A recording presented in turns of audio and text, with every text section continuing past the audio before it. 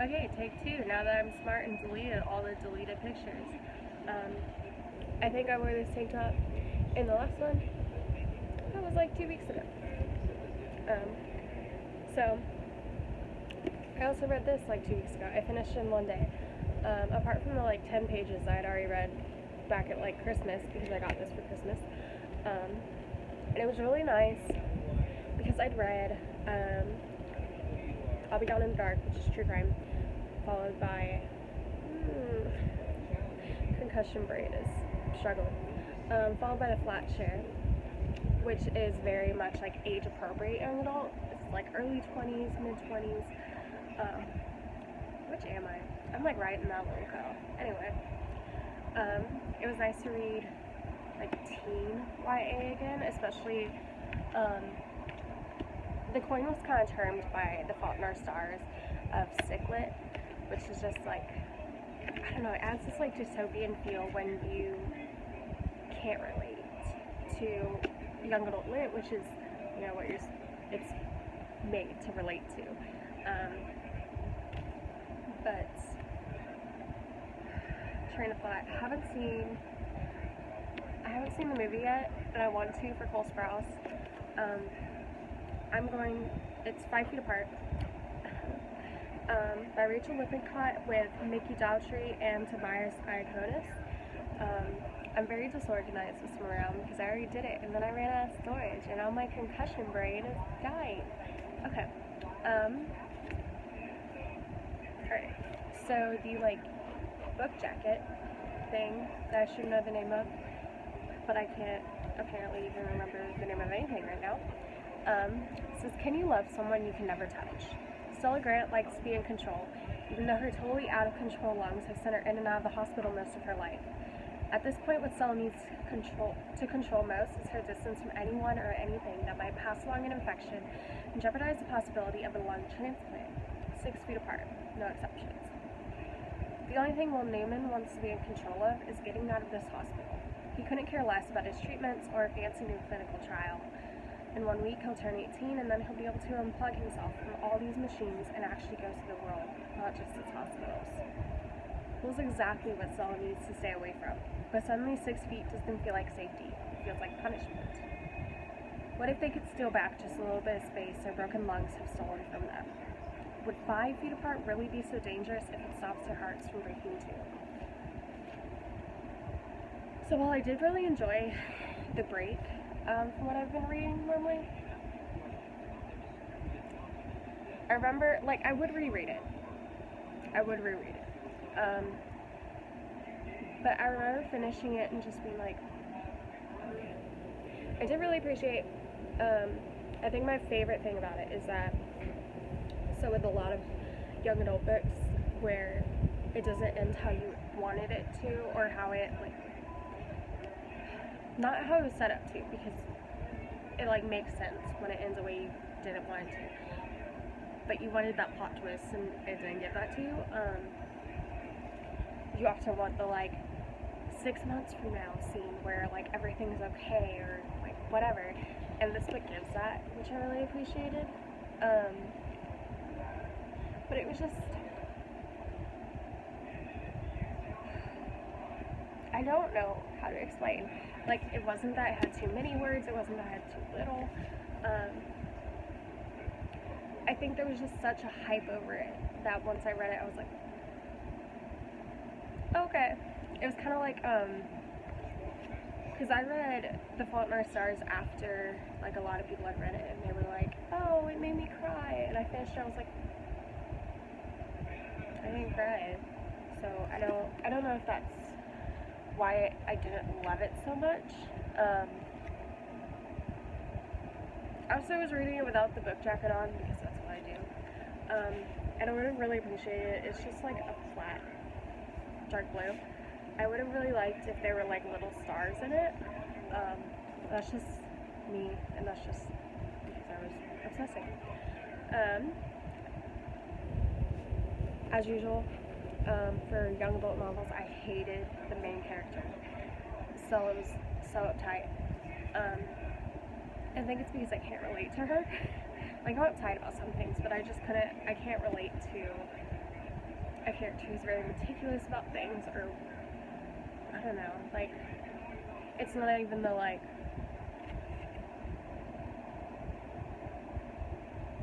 cystic fibrosis. My brain was like, what's wrong with her lungs? What happened to her lungs? Why does she need a lung transplant? Oh. It's not even like cystic fibrosis side, it's just that her as a character and her character traits, like personality traits, are just unrelatable for me, and I felt that a lot when reading stuff that's young adult or somewhere in that category, like Twilight hated Bella, Divergent hated Tris. Most of the time, I was looking at my shelf to see if there were more I can think of, but most of the time, if it's a female main character, I probably hate her. They're too whiny, or The Summer I Turned Pretty, that trilogy. I hate Belly.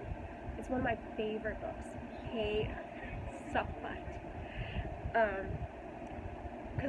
I'm wondering if it's because we write teenagers into the way that we look at middle schoolers, where we're like, oh, they're so whiny, oh, they're such brats. Like, we write these girl characters that way.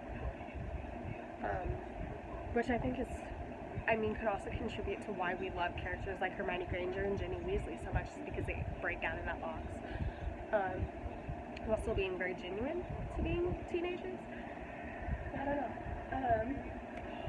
I keep seeing Carry On by Rainbow Rowell, and it was just so amazing. And I want to reread it, even though it's basically fan fiction, but it's so good. But anyway, I would read this again, though. I would definitely, like, it was a really nice, like, I want to sit down and read this book all day kind of book. My nails kind of match the cover. But I would recommend it to other people. Like, I feel like it's coming across that I hated it. I loved it. It was really good. But I just had a lot of, like, feelings where I was just like, okay. It was super cool. I don't know if I had a favorite line in this one, because in the flat share there was a line that I just found, and I was like, I have to highlight this. And I didn't highlight anything in here, but there was also just nothing that, like, stood out, other than, like, I did appreciate that, like, epilogue scene, which I don't know if they called it an epilogue. No, it's just 8 months later. It's the next chapter. I did really appreciate that, because as much as we, like, with the epilogue for Harry Potter, did not care, like, it was nice to see that they're all grown up, and it was nice to see who ended up with who, because we've been so invested in these characters for so long.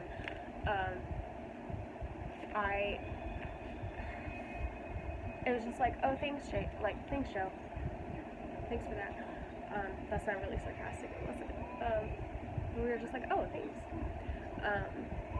I super appreciate it, though, for this book, because it would have felt unfinished. It's kind of like, The Last 5 Years, I want to say that's the movie, where, like, you watch it, and it's an hour and a half long, and you're like, but that was the first 15 minutes of the movie, where's the real plot? Which it's an amazing movie, it just feels like it's not finished. That's kind of how this would have felt without that epilogue, so it was really nice. Yeah, I would read it again. I've said that many times. Yeah. I read this pre-concussion brain, so while I do remember all the things of it, the words to describe it are really hard. Yeah, it was super good.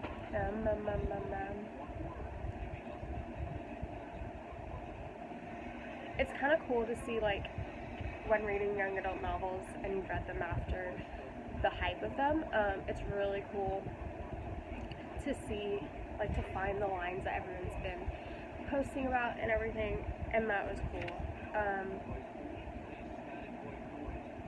What is the book? Oh, All the Bright Places. I kind of thought of All the Bright Places when I started talking about Abby, which All the Bright Places, if you haven't read is about Fitch and Violet. And Violet is living in the wake of having lost her older sister and just kind of who she is without her. And Stella's going through the same journey, which isn't really like when you first start it, like within the first like couple chapters, it's kind of like, wow, spoiler alert, but literally as soon as she says something and you and Will both just go, oh, she's dead. But it is very similar, I think. I feel like it's a cystic fibrosis version of All the Right Places by Jennifer Niven, which I really love that one. I couldn't reread it though. It was very emotionally difficult. But I feel like this one's very similar and it's a lot less emotionally difficult. But that's because that's one of it's affective filter. It's one of Krashen's hypotheses. This makes me sound like a nerd. But basically, the affective filter actually is sort of like language acquisition. That like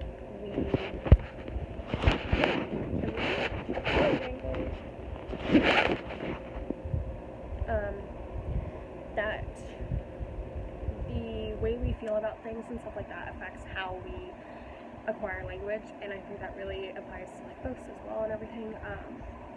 Because if I read All the Right Places and had never lost someone who was like a sister to me, I would never, like, I wouldn't, I would feel it on a different level. It's still an amazing book. Like, someone who I would never think that would even read the same books as me was in love with it. So I think that's all I have to say on 5 Feet Apart, because I keep talking about other books. But it's really good. It does remind me of both Fault in Our Stars and All the Right Places. So yeah, it's very much in that category of like loss and sicklet and an easy read. Well, I don't want to call All the Right Places an easy read, but like once you start it, you're like, well, I have to finish this. You know, I have to see where these characters go. So yeah, the next one will be probably over Little Fires Everywhere by Celeste Ng. It's the one I'm reading right now. I was reading NW, but I kept getting, it's just a really difficult book for me to read. It's, because it's so, I don't know, it's just different from what I normally read. So, it's very hard for me to read. But I got Little Fires Everywhere as a gift, and I just kept thinking about it, so I wasn't willing to pick up NW. So I switched to that one, and then I'm going to read NW next. Either that or Becoming, which I don't know if it's here or in Halloween. Yeah, so the next one will probably be over Little Fires Everywhere, which I am in love with so far. So yeah. I'm really liking being able to just talk about books and just like capture my thoughts about them and everything. This is something I want to do with my students, and so it's cool practice to get into. Yeah, pups are sleeping. It's definitely after midnight. One of my friends is wide awake sending things on Instagram, so I think I'm gonna keep watching Ghost Adventures and go to bed soon.